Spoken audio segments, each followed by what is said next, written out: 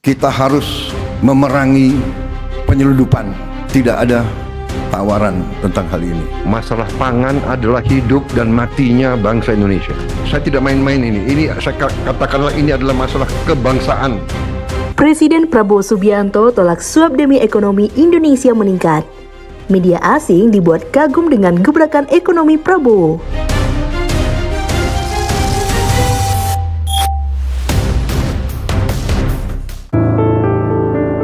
Indonesia semakin menunjukkan kemampuan pesat di bawah kepemimpinan Presiden Prabowo Subianto. Dalam beberapa bulan terakhir, gebrakan dan ketegasannya dalam memimpin negara menuai pujian bahkan dari media asing. Sikapnya yang berani dan tak tergoda oleh kepentingan asing semakin menegaskan bahwa Prabowo bukan pemimpin yang bisa dibeli dengan uang. Ia dengan tegas menolak suap demi menjaga kedaulatan dan membawa Indonesia menuju masa depan yang lebih gemilang. Keputusan-keputusan strategis ini pun terus menjadi sorotan dunia. Apakah ini pertanda bahwa Indonesia benar-benar bangkit sebagai kekuatan baru di kancah global?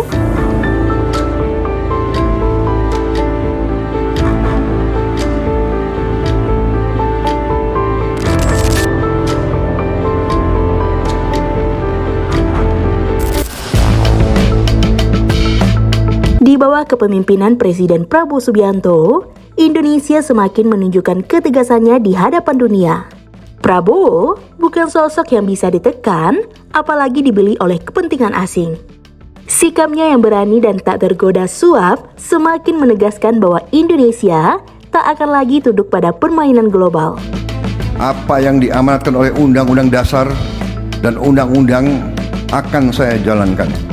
Kita harus memerangi penyeludupan. Penyeludupan ini menghancurkan kehidupan puluhan ribu rakyat kita. Saya ulangi, penyeludupan menghancurkan kehidupan puluhan ribu rakyat kita. Kita harus memerangi penyeludupan ke dalam dan keluar. Kekayaan kita tidak boleh kita biarkan diselundupkan keluar Indonesia. Karena itu, selain swasembada energi dan swasembada pangan, saya tegaskan kembali, kita harus melaksanakan hilirisasi. Tidak ada tawaran tentang hal ini. Semua komoditas kita akan kita olah di Republik Indonesia. Semuanya, saudara-saudara.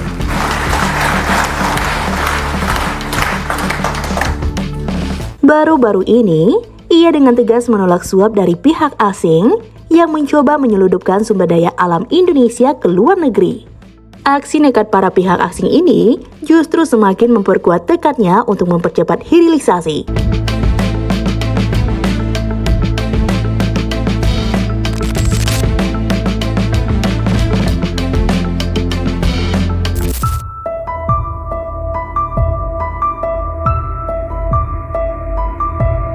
Kebijakan hilirisasi yang ditegaskan oleh Presiden Prabowo Subianto mulai menunjukkan dampak yang nyata.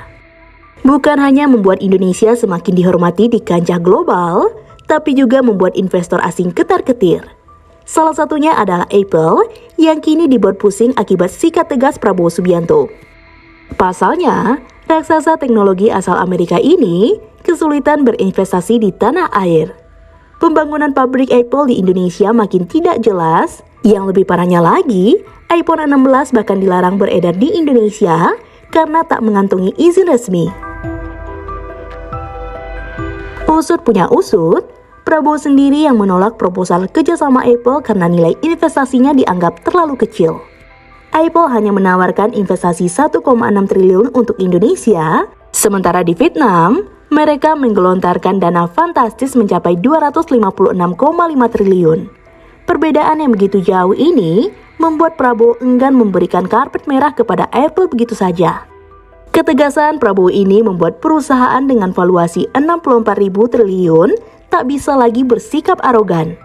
Indonesia tak lagi bisa diperlakukan sebagai pasar semata, Dan langkah ini justru membawa dampak positif bagi ekonomi nasional. Buktinya, dana investasi asing justru meningkat drastis di era Prabowo. Tahun 2024 mencatat lonjakan investor yang masuk ke pasar keuangan domestik. Dulu, investor banyak yang angkat kaki, tapi kini di bawah kepemimpinan Prabowo Subianto, Indonesia justru menjadi tujuan investasi yang semakin menarik.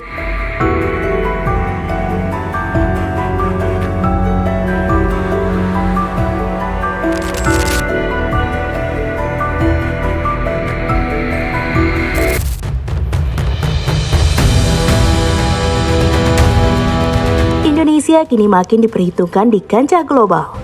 Di era kepemimpinan Prabowo Subianto, investor asing berbondong-bondong melirik Indonesia sebagai tujuan utama investasi.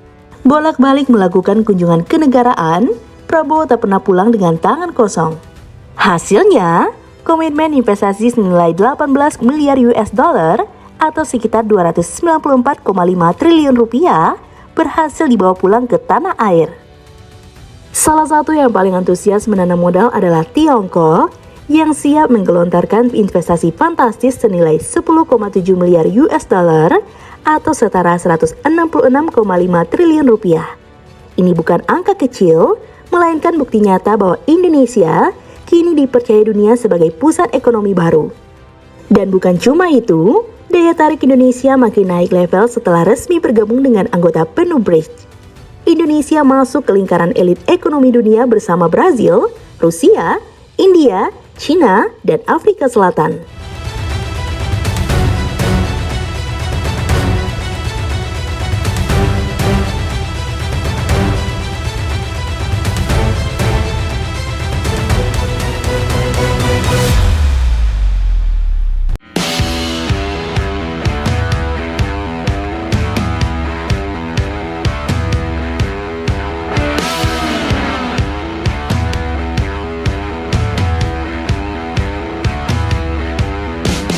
Nah, gimana menurut teman-teman? Komen di bawah ya.